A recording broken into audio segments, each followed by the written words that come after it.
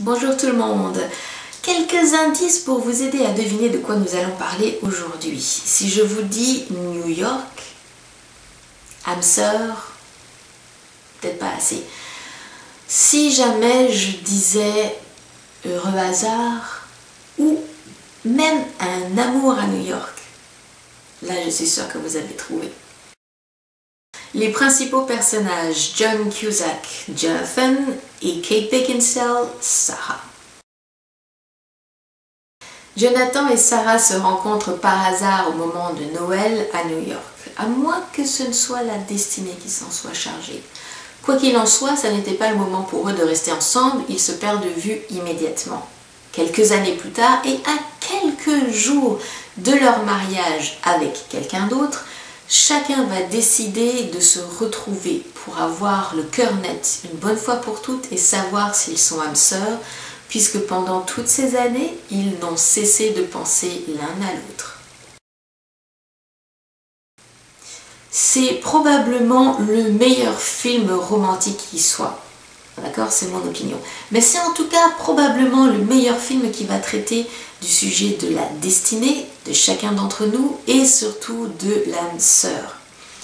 Gardez ça en tête quand vous allez le regarder. On se prend facilement, une fois qu'on sait qu'ils sont faits l'un pour l'autre, et c'est quelque chose qu'on sait dès le début du film, à les suivre dans leur quête, à se retrouver l'un l'autre. Alors on n'a pas nécessairement besoin de se raccorder à l'idée qu'il y a une âme sœur pour chacun d'entre nous et qu'il y a des signes et des indices qui sont jetés sur notre vie et qu'il faut suivre parce que ça nous aide à nous remettre dans le vrai chemin de notre destinée. Pas nécessairement. Laissez-vous simplement bercer et guider par la beauté du film. Ça devrait être suffisant pour vous d'apprécier le film. Mais sur un sujet beaucoup plus sérieux, ou sur un sujet tout aussi sérieux que celui-là, essayez de penser à hier, à la semaine d'avant, au mois d'avant, à un moment de votre vie. Est-ce que vous n'avez pas déjà essayé avec la force la plus vigoureuse qu'il soit d'essayer de faire quelque chose, d'obtenir quelque chose, de vous trémousser comme un beau diable mais que rien n'y fasse? Je suis sûre que oui. Il y a une raison à toute chose. Rien n'arrive par hasard.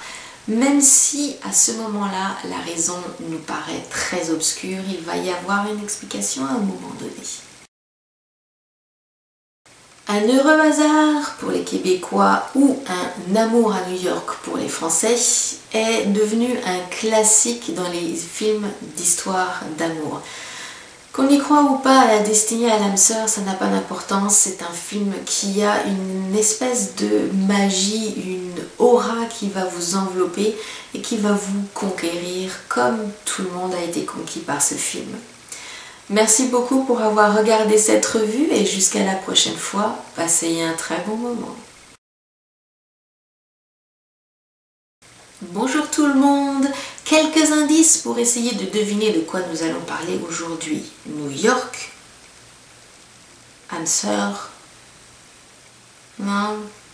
Si je vous dis heureux hasard ou un amour à New York, est-ce que ça vous aide un petit peu?